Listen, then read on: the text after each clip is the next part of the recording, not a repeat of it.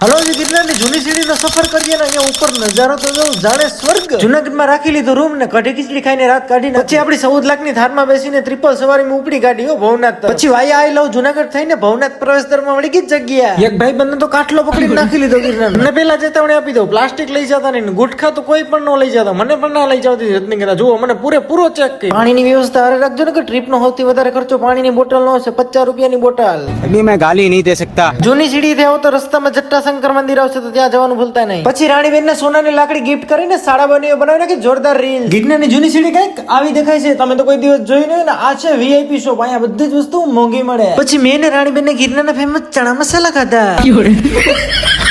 એટલે આવો નજારો જોવો હોય તો જૂની સીડીએ જાવ છો. ઉભો રે બધા પાછળ રહી ગયા, જોઈ લેવા. કોઈ નો સાનુમનો કેટલો નાસ્તો કરી લે, મેં તો મારો વારો નહીં આવવા દે. अभी मैं गाली नहीं दे सकता. એ મારી બેન નેહા, તું ઘેરે મોજ કરે રે. તારો ભાઈ જો પહાડોમાં આવી ગયો આનંદ લેવા. લા ભાઈ, એ ગિરનારમાં સ્પાઈડરમેન ક્યાંથી આવી ગયો? ગિરનારમાં એટલી બધી ભીડ શું કામ હશે તમને ખબર છે? ઓલું સોનું નીકળે વિડીયો આવ્યો તો ખબર તો બધા સોનું લેવા જાય.